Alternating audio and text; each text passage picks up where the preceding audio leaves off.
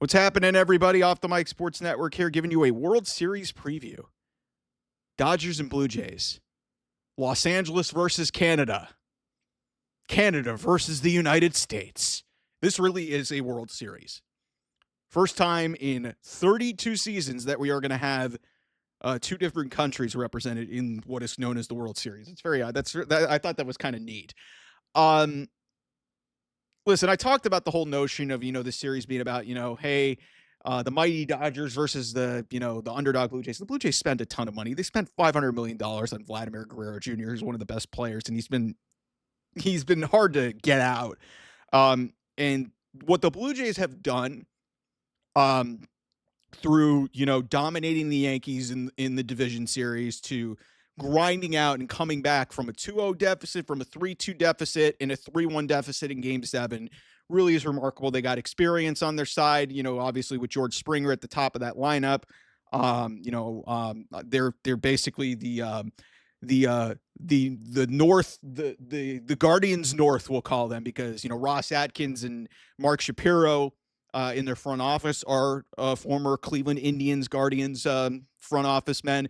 And then obviously the litany of guys on the Toronto Blue Jays that have Cleveland Guardians ties are insane, like Andres Jimenez, Miles Straw, Ernie Clement, Shane Bieber, Nathan Lucas, I think, was drafted at one point. Like, it's crazy the amount of Cleveland Guardians appeal that is in this series. It's crazy. And then, hey, Teoscar Hernandez is, a former Blue Jays player from a few years ago. So that's a neat little story. Don Mattingly, by the way, first time in his professional career as a manager, coach, player, Donnie Baseball is for the first time in nearly in his 4 decades in baseball, as the bench coach of the Toronto Blue Jays, former Dodgers manager Don Mattingly, bench coach for the Toronto Blue Jays. So that's really cool. A lot of storylines in this series. Like I said, U.S. versus Canada for America's pastime's biggest prize. That being said, for those who followed the channel, I made no secret about this when I previewed the division series, and I didn't really do a big picture championship series because, listen, the Mariners and Blue Jays, they probably could have said something, but I just felt that the Dodgers, whoever won, Dodgers Phillies, I felt that was really the World Series to me, because for one, I didn't even pick the Blue Jays to beat the Yankees, and they proved me and a lot of people wrong. But I just feel that the Dodgers, from a talent perspective and, just the way that they're playing, and this was before Shohei Ohtani put together maybe the greatest, single game performance that maybe anybody's ever seen in baseball or any other sport to clinch a pennant, was wild. Dodgers pitching has been unbelievable. The Blue Jays lineup has been incredible. This will be a heavyweight fight.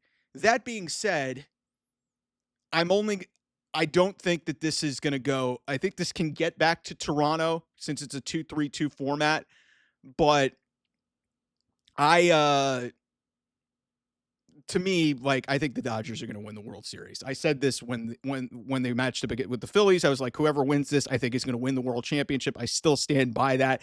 I do think the Blue Jays can put up some resistance. My reservations about this is the big issue for Toronto. They have no left-handed starting pitching. None. No left-handed starting pitching.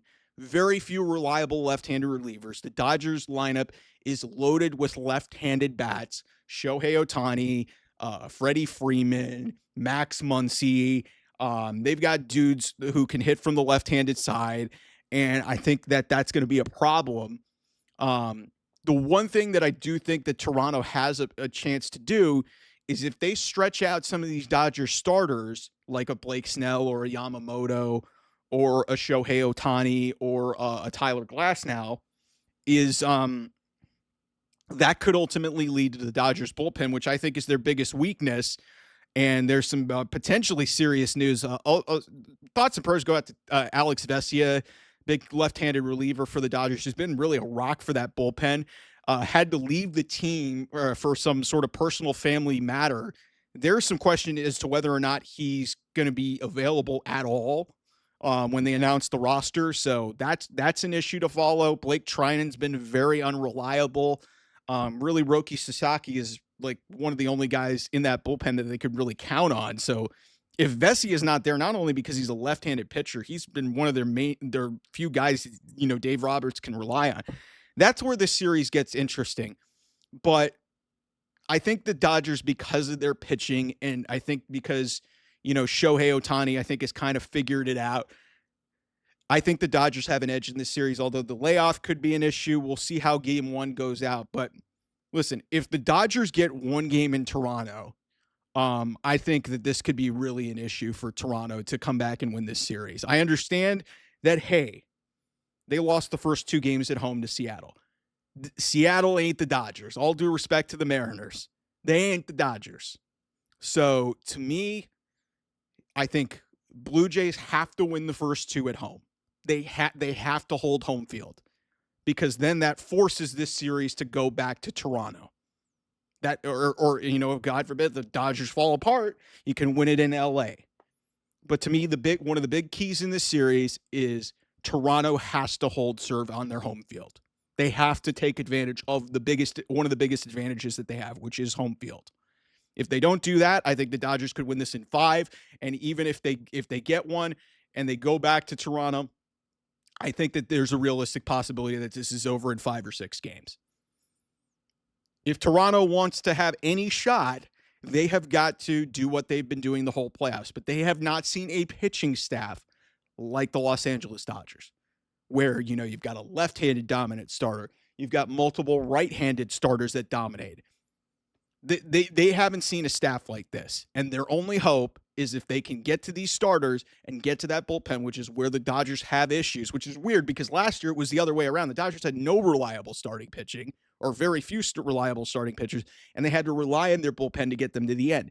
It's completely different this year. So it's going to be an interesting series. It's going to be, how the Dodgers pitchers attack these hitters for Toronto, because a lot of them are very aggressive. Ernie Clement being one of them on the first pitch. That guy swings at everything. Nate Lucas, relatively unknown guy. Andres Jimenez figured out how to hit, this is going to be a really interesting series, but it's one of those World Series where, I think it's a fun matchup, but also I think there is a clearly superior team, and I think it is the Dodgers. There's a reason why a lot of people thought that this was going to be one of the best seasons ever. They didn't really deliver. They've gotten healthy at the right time. Their big guns are playing really well. Shohei Ohtani literally had the best postseason game that anybody's ever had after having really a shit postseason outside of that first game with the Cincinnati Reds in the wild card round. So, yeah, like I said, the big key for Toronto is they've got to take advantage of the biggest advantage, and they've got to win the first two at home. They cannot go to LA 1-1 or down 0-2. They can't. This is not the same thing as what they did with Seattle. It's not the same thing. That being said, if the Blue Jays can get everything going their way, and hey, baseball is weird, Blue Jays could win the World Series. I'm not ruling that out, but I think it's very unlikely. I think the Dodgers go back to back. It's the first time since, the Yankees did that three-peat in the late 90s going into the early 2000s. It's wild that we haven't had that happen in close to 25, 30 years where we've had a repeat champion. So anyway, thanks everybody for watching. We'll have, hopefully some content up here reacting to the games as they happen. Anyway, thanks so much everybody for watching. I'll see you guys. Bye-bye.